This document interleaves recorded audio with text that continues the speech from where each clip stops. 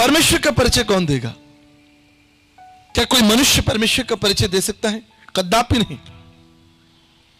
जब तक स्वयं परमेश्वर अपना परिचय ना दे, कोई मनुष्य परमेश्वर का परिचय नहीं दे सकता। इसलिए बाइबल की एक विशेष भूमिका है, एक अनुपम भूमिका है। बाइबल कोई साधारण पुस्तक नहीं है। बाइबल परमेश्वर का परिचय देती है। हालेलुया। सृष्टिकर्ता परमेश्वर का। दर्शन शास्त्र में लिखा है, एकम ब्रह्म द्वितीय नास्ति, एकम सत्य द्वितीय नास्ति। सत्य एक है, वो परमेश्वर जिसने संसार को बनाया वो एक है, वो दो नहीं है। और हमारी आवश्यकता है कि हम उस सृष्टिकर्ता परमेश्वर को जाने। अभी हम एक गीत गा रहे थे, एक गीत गा रहे थे, पहाड़ों को उसने बनाया, झरनों को उसने बनाया। जब हम एक चित्रकला को देखते हैं, एक चित्रकारी को देखते हैं, तो मन में एक प्रश्न आता है, इसको किसने बनाया होगा? मैं आगरा से बिलोंग करता हूं। लोग ताजमहल देखने के लिए आगरा जाते हैं।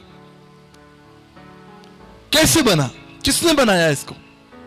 बड़ी कहानियां, बड़े इतिहास है उसके पीछे, और बड़ा रोचक लगता है। ये ताजमहल कैसे बना, ये किला कैसे बना, ये रेलवे का पुल कैसे बना, ये कॉलेज कब बना, किसने इसको बनाया? इतिहास बड़ा रोचक होता है। जब हम संसार की इस छोटी मोटी भव्यता को देखते हैं तो मन में प्रश्न उठता है, किसने इसको बनाया? तो वो परमेश्वर जिसने ब्रह्मांड को बनाया, जिसने आसमान को थाना, जिसने, हम गीत गा रहे थे, समुद्रों की हद को जिसने ठहराया, क्या आप उसे नहीं जानना चाहते? क्या हम उसे नहीं जाने? इसलिए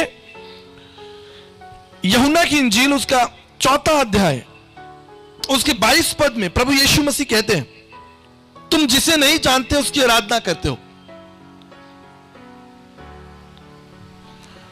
आराधना क्या है? आराधना परमेश्वर से प्रेम रखना है, परमेश्वर से प्यार करना। आराधना क्या होती है? भक्ति, अर्थात परमेश्वर के साथ संबंध, प्रेम। आदरणीय संत तुलसीदास जी कहते हैं, बिन जाने प्रीत ना होए। जिसको आप नहीं जानते, आप उसको प्रेम नहीं कर सकते। कोई कर सकता है? कोई कर सकता है किसी ऐसे व्यक्ति को प्रेम जिसको उसने कभी देखा ना हो, जिसको उसने कभी जाना ना हो? क्या आप उससे प्रेम कर सकते हैं? कभी नहीं कर सकते।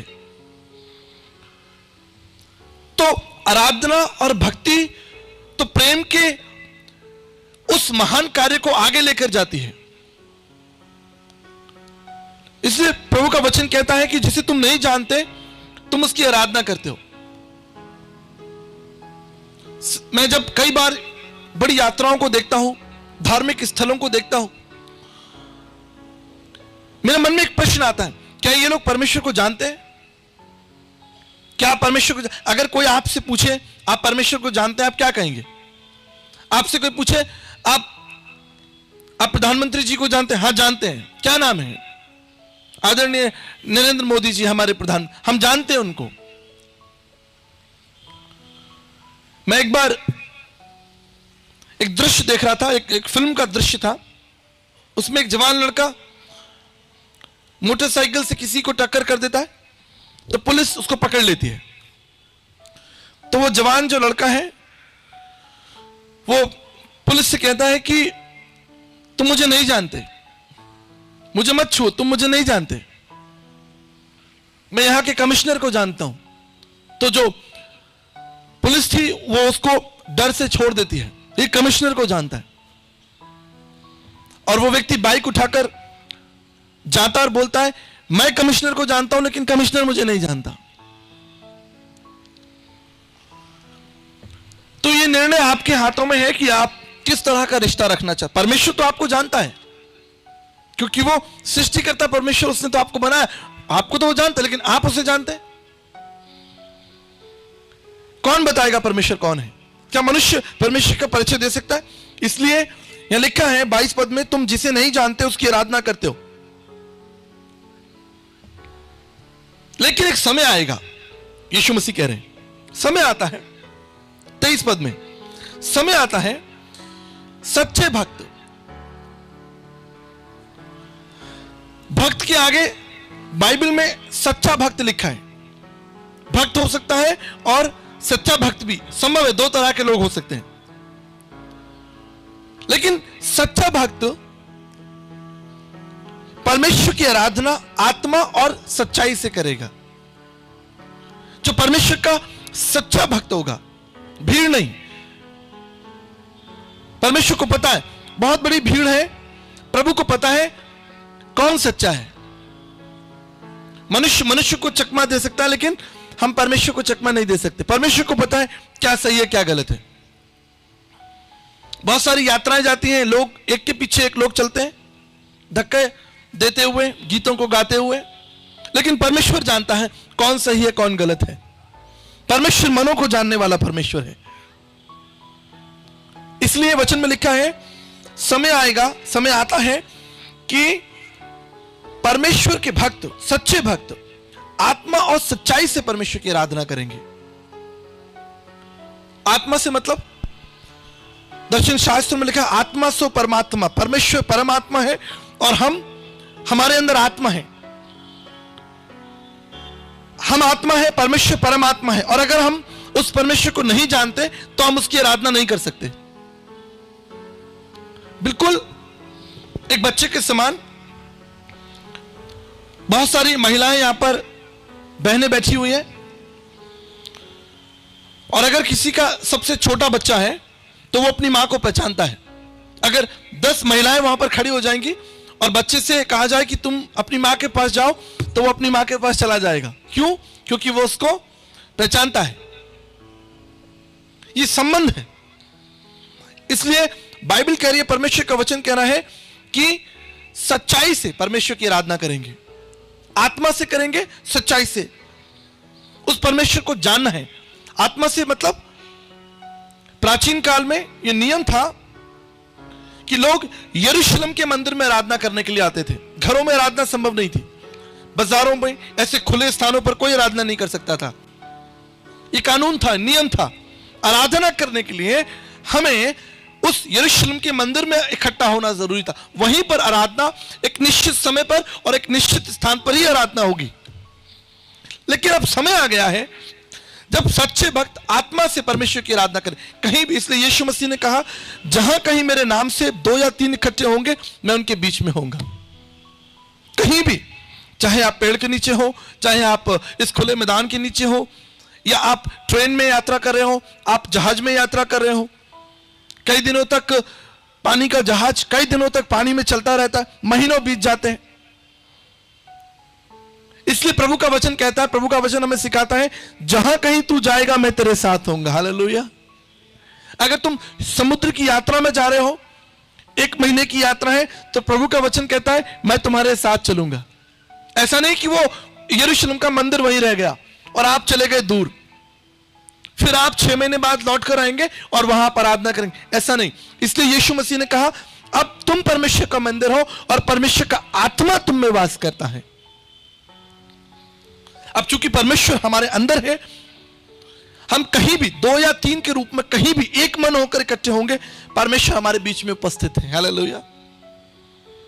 लिखा है आत्मा से, अर्थात स्वतंत्र रीति से, कहीं भी आत्मा से आराधना करने का संदर्भ है। कहीं भी, घरों में, बाजारों में, चौराहों पर, छत के ऊपर, मैदानों में, पहाड़ों पे, कहीं भी आत्मा स्वतंत्र करती है हमको।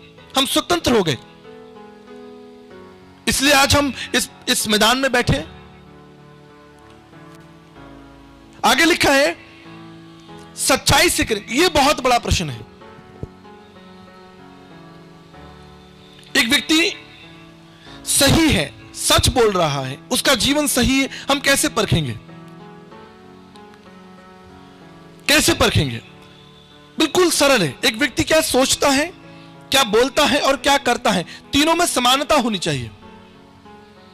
अगर मैं आपसे कहूं कि आप झूठ ना बोलें और मैं स्वयं झूठ बोलूं, तो मेरे अंदर सच नहीं है, सत्य नहीं है। मैं क्या सोचता हूं, मैं क्या बोलता हूं और मैं क्या करता हूं, उन तीनों में समानता होनी चाहिए। तब जब हमारे अंदर सत्य होगा, हम उस परमेश्वर के सिंहासन के सामने खड़े हो पाएंगे। अगर हमारे अंदर सत्य नहीं होगा तो हम परमेश्वर की आराधना नहीं कर पाएंगे। उसका आपको एक उदाहरण देता हूं। कई बार आप गाड़ी चलाते हैं और सामने पुलिस चेकिंग हो, आपने नोटिस किया, आपने देखा होगा कि आपकी थोड़ी सी जो धड़कनें है वो थोड़ी सी तेज हो जाती है। अरे सामने चेकिंग चल रही है, अब हमारा नंबर आएगा, सीट बेल्ट से लेकर इंश्योरेंस, लाइसेंस सब मांगा जाएगा। कहीं भी अगर कोई कमी नहीं भी है, फिर भी आपके मन में एक धक-धक रहेगी, क्योंकि जो हमारे पुलिस अधिकारी हैं वो कहीं भी आपकी कमी निकाल सकते हैं। आप समझ रहे हैं? इसलिए हमें इस बात को जानना होगा कि कोई भी मनुष्य झूठे हृदय से परमेश्वर की आराधना नहीं कर सकता। अगर वो झूठे स्वभाव, झूठे हृदय के साथ परमेश्वर की उपस्थिति में जाएगा तो उसकी धड़कनें तेज हो जाएंगी, वो आराधना नहीं कर पाएगा, उसका मन ही नहीं लगेगा, उसके मन में डर रहेगा, उसके मन में डर रहेगा कि मैं झूठा व्यक्ति हूं, मेरे जीवन में गलत बातें हैं, मैं परमेश्वर की आराधना, मैं गीत नहीं गा सकता प्रभु के। इसलिए वचन में लिखा है, जब तुम सत्य को जानोगे तब तुम स्वतंत्र हो जाओगे। यीशु मसीह कहते हैं सत्य ही तुम्हें स्वतंत्र करेगा। और सत्य क्या है? सत्य मैं हूं। यीशु ने कहा सत्य मैं हूं, मैं नहीं कह रहा हूं अपने लिए, यीशु मसीह ने कहा सत्य मैं हूं। क्यों यीशु सत्य है, मैं आपको बताता हूं। क्योंकि यीशु मसीह ने जो सोचा, जो बोला और किया, तीनों में समानता है। उसने कहा कि तुम अपने शत्रुओं से प्रेम रखो। ना केवल हमें शिक्षा दी, लेकिन बाइबल जानती है, संसार जानता है कि उसने अपने शत्रुओं से प्रेम रखा। इसलिए तो आदरणीय महात्मा गांधी जी कहते, माई एक्सपेरिमेंट विथ ट्रूथ नामक पुस्तक में,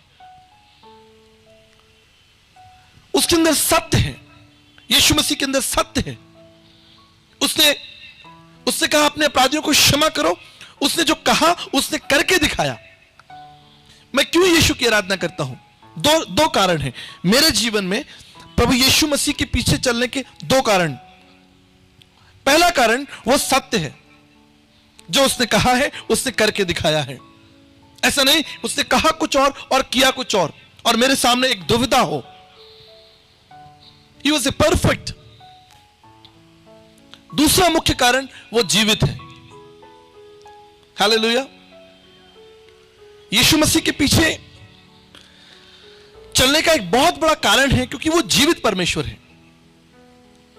हम सब लोग इतिहास से वाकिफ हैं, हमने कभी ना कभी इतिहास के पन्नों को पढ़ा है। हमारे बीच में छोटे बच्चे, जवान बच्चे भी हैं। अगर आपके पास भी इतिहास की पुस्तकें, आप जाइए घर जाकर देखिए। जब आप इतिहास के पन्ने पलटेंगे, आपको हर तारीख के पीछे कुछ लिखा हुआ मिलेगा। वो है एडी, बीसी, ईसा पूर्व और ईसा बाद। लिखा है Anno Domini and before Christ. Anno Domini is a Greek word, इसका मतलब है प्रभु का समय, यीशु मसीह का समय। और बिफोर क्राइस्ट मतलब यीशु मसीह से पहले।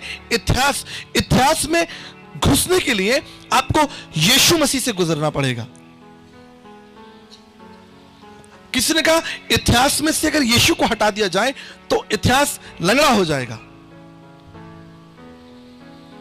यीशु मसीह एक ऐतिहासिक व्यक्ति है और जब उसको रोमन सरकार के द्वारा क्रूस पर चढ़ाया गया, मारा गया, तीसरे दिन वो जीवित हो गया। भावनाओं में नहीं, मनों में नहीं, वास्तविकता में। He resurrected, he came back to life। इसलिए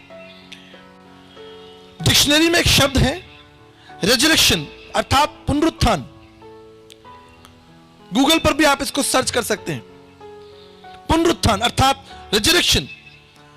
जब आप इस शब्द को मनन करेंगे, आप इस शब्द को देखेंगे, तो यह शब्द आपको यीशु मसीह के पास में ले आएगा।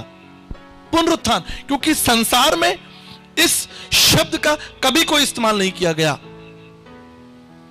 यह शब्द बना ही यीशु मसीह के लिए है और यीशु मसीह के द्वारा जिन लोगों को जीवन दान, केम बैक टू लाइफ, जीवन में वापस आना, मुर्दा जीवन, पुनरुत्थान, एक व्यक्ति जो मर गया हो वो मुर्दा व्यक्ति जीवित हो जाए। इसलिए पुनरुत्थान शब्द महत्वपूर्ण शब्द है। आत्मा से और सच्चाई से उस परमेश्वर को जानना हमारी आवश्यकता है। बिना जाने आप उसकी आराधना नहीं कर सकते। इसलिए प्रश्न आता है, how much you know him, कितना आप उसे जानते हैं, and how much you are close to him, और आप कितना उसके नजदीक हैं। हो सकता है यहां पर बहुत सारे विश्वासी लोग बैठे हो, आपका जन्म मसीह विश्वास में हुआ हो, लेकिन एक प्रश्न है, आप कितना यीशु मसीह को जानते हैं? सिर्फ सिद्धांत के तौर पर कि हम मसीह हैं, हम चर्च जाते हैं, हमने बाइबल को पढ़ा है, या वास्तव में आपकी यीशु मसीह से जान पहचान है, एक व्यक्तिगत जान पहचान। क्योंकि अगर आप व्यक्तिगत संबंध रखेंगे तो उस संबंध में आपको एक आनंद मिलेगा, एक सच्चाई, एक ताकत मिलेगी। नहीं तो हम एक भ्रम का जीवन जीते रहेंगे, भ्रम का जीवन जीते। हां, हम यीशु मसीह को जानते हैं। यीशु ने कहा, मैं जब अपनी बादशाहत में आऊंगा तो मैं कहूंगा मैं तुमको नहीं जानता। इसलिए संबंध जो है वो मजबूत होना जरूरी है। हालेलुया। इसलिए आज की शाम जो मुख्य विषय है वो ये है कि यीशु मसीह संसार में क्यों आया। कल हमने बात की थी कि यीशु मसीह संसार में इसलिए आया कि संपूर्ण मानव जाति के पाप जो है वो धुल जाए। संपूर्ण मानव, इसमें किसी जाति, किसी समाज, किसी धर्म की कोई बात नहीं है। किसी ने पूछा कि भाई आप लोग अपने धर्म का प्रचार क्यों करते हैं? हमने कहा हम धर्म का प्रचार नहीं करते, हम एक व्यक्ति का प्रचार करते हैं जिसका नाम यीशु मसीह है। रही बात धर्म की, तो धर्म की परिभाषा क्या है? आदरणीय संत कबीरदास जी कहते हैं, प्रेम धर्म का मूल है, पाप मूल अभिमान, जहां दया वहां धर्म है, और जहां क्षमा वहां आप। परमेश्वर वहां है जहां प्रेम है, परमेश्वर वहां है जहां दया है, परमेश्वर वहां है जहां क्षमा है, और प्रेम, क्षमा और दया का समीकरण यीशु मसीह तो है। इसलिए मैं एक व्यक्ति की बात कर रहा हूं, एक ऐतिहासिक व्यक्ति की। मैं किसी महात्मा की बात भी नहीं कर रहा, किसी संत की बात भी नहीं कर रहा। क्योंकि जब यीशु मसीह का जन्म हुआ था तो स्वर्गदूतों ने कहा था कि आज दाऊद के नगर में तुम्हारे लिए उद्धार करता। यह नहीं कहा तुम्हारे लिए कोई संत जन्मा है, कोई महात्मा जन्मा है, कोई तुम्हारे लिए पुरोहित जन्मा है, कोई तुम्हारे लिए सिद्ध जन जन्मा है। लिखा है तुम्हारे लिए दाऊद के नगर में उद्धार करता जन्मा है। He is the saviour of the world. जो भविष्यवाणी स्वर्गदूतों ने की थी, हम उस भविष्यवाणी को देखते हैं, उसको हम परखें, क्या वो भविष्यवाणी पूरी हुई? फरिश्ते तो बोल के चले गए कि तुम्हारे लिए उद्धार करता है। अरे कैसे वो हमारा उद्धार करता है? उसने हमारे समस्त मानव जाति के पापों का बोझ उठाया और सूली पर विश्राम किया। अन्नम प्रविशन्ति, हमारे लिए। हम उसको नहीं जानते थे, हमें क्या पता था परमेश्वर कौन है? अगर परमेश्वर इस रहस्य को ना खोले कि परमेश्वर कौन है, मनुष्य कभी परमेश्वर तक नहीं पहुंच सकता। अगर स्वयं परमेश्वर अपने परिचय को शून्य ना करे, स्वयं परमेश्वर अपने विषय में ना बताए, मनुष्य कभी परमेश्वर के विषय में नहीं जान सकता। अगर मैं खड़ा रहूं चुपचाप, तो आपको क्या पता चलेगा मेरे मन में क्या है, मेरे दिमाग में क्या है? जब तक मैं अपना मुंह ना खोलूं, जब तक मैं अपने विषय में ना बताऊं, परमेश्वर के विषय में कौन बताएगा? क्या कोई मनुष्य बता सकता है? कल हम पढ़ रहे थे, जाऊं कहां तज चलो तुम्हारे, काको नाम पतित पावन कहियति दीन प्यारे, देव धनुज मुनि नाग मनुज सब माया विवश विचारे, देवता महाराज संत सन्यासी पीर पैगंबर गुरु ऋषि तत्ऋषि ज्ञानी सब पाप के अधीन है। कौन परमेश्वर का परिचय बताएगा? अगर परमेश्वर अपना परिचय ना बताए तो मनुष्य कभी परमेश्वर को नहीं जान सकता। इसलिए यीशु मसीह संसार में आया। क्यों आया? सबसे बड़ी बात, समस्त मानव जाति के अधर्म और पापों को ढकने के लिए आया, क्षमा करने के लिए आया। और दूसरी महत्वपूर्ण बात, वो अगम्य परमेश्वर, अद्वितीय विराट परमेश्वर जिसके हम गीत गाते हैं, जब हम सुंदर प्रकृति को देखते हैं, संसार को देखते हैं, पहाड़ों को देखते हैं, नदियों को देखते हैं, किसने उसको बनाया? परमेश्वर हमेशा हमारे लिए कल्पना ही रहता अगर वो अपने आप को प्रभु यीशु मसीह के रूप में शून्य नहीं करता। कभी मनुष्य नहीं जान पाता, इसलिए उसने अपने आप को शून्य किया और हमारे बीच में मनुष्य बनकर आया। इसलिए यीशु मसीह ने कहा, तुम सत्य को जानो, सत्य तुमको स्वतंत्र करेगा। और उसने कहा, मैं ही सत्य हूं, क्योंकि वो है। सच्चे भक्त आत्मा और सच्चाई से परमेश्वर की आराधना करेंगे, भीड़ में नहीं घुसे रहेंगे। भीड़ देखिए आपने, धार्मिक भीड़, सब एक के पीछे एक चल रहे हैं। किसी के मन में परमेश्वर के प्रति, उस सत्य के प्रति जानने की ललक नहीं है, प्यास नहीं है। सब जा रहे हैं तो मैं भी जा रहा हूं, सब लाइन में खड़े तो मैं भी खड़ा हूं, सब धक्के खा रहे हैं तो मैं भी खा रहा हूं।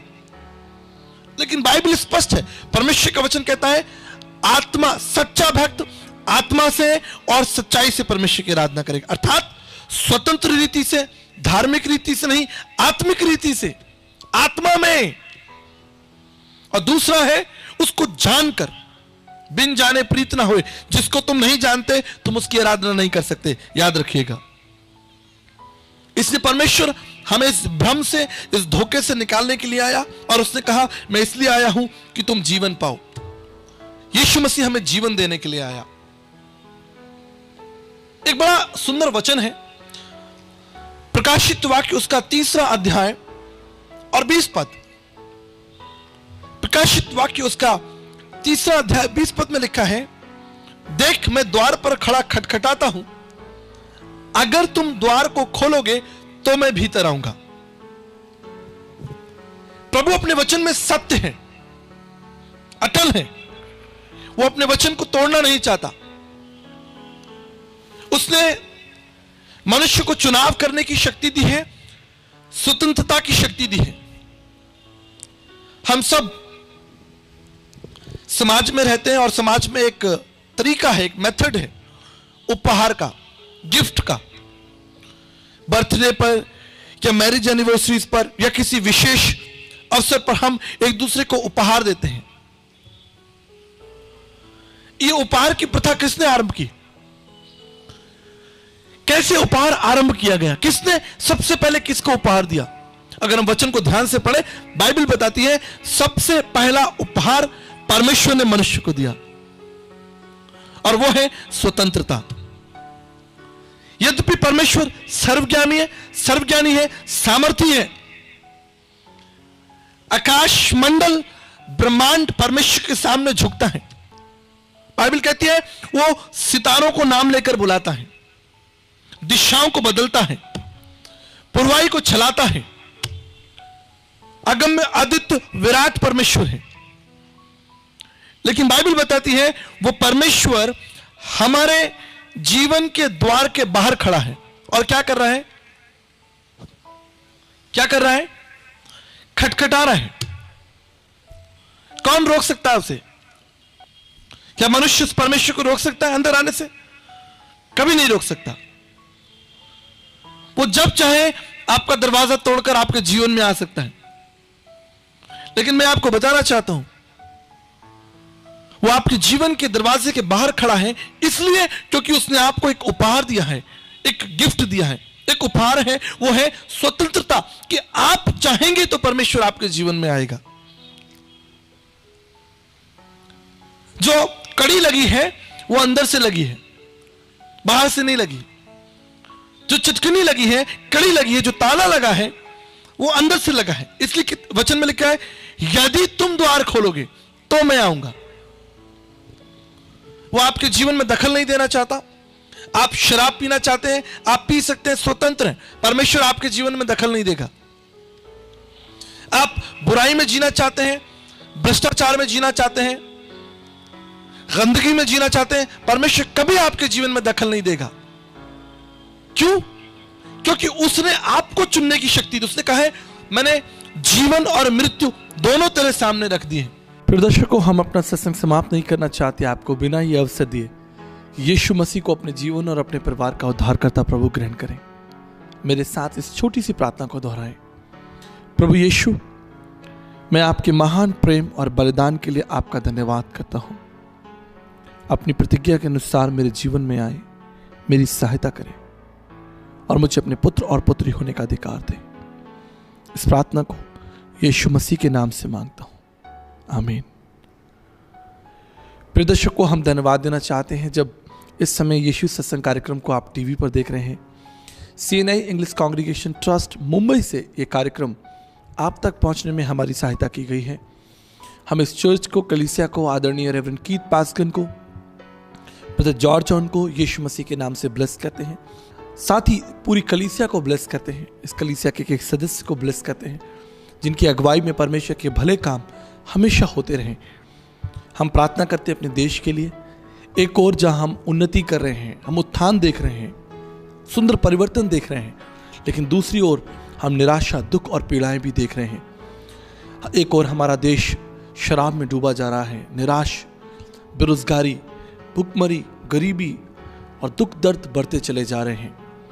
लेकिन ये हमारी प्रार्थना, हमारा विश्वास है कि अगर हम परमेश्वर से मांगे, उसका वचन कहता है तो मांगो तुम्हें दिया जाएगा।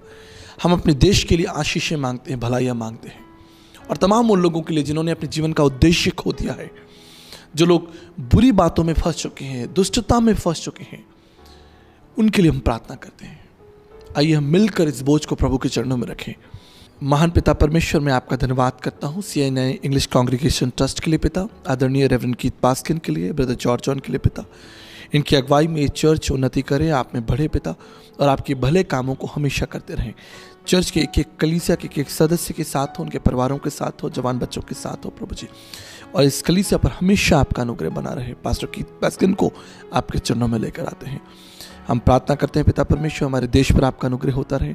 तमाम लोग जो बेरोजगार हैं, निराश हैं, दुखी हैं, बीमार हैं, कमज़ोर हैं पिता, वो सब कोई आपके निकट लिए जाएं पिता परमेश्वर, और आपका अनुग्रह उनके लिए काफ़ी, यही हमारी प्रार्थना है। आप हमारे देश को छुएं, ब्लेस करें, हील करें पिता। इस बुराई से, इस अंधकार से निकाल कर आप प्रभु जी हमारे देश को सच्चाई और प्रेम में बढ़ाएं पिता परमेश्वर। हमारी सहायता करें, हमारी अगुवाई करें पिता। हमारे देश पर आपकी आशीष और अनुग्रह हो। इस प्रार्थना को यीशु मसीह के नाम से मांगते हैं, आमीन।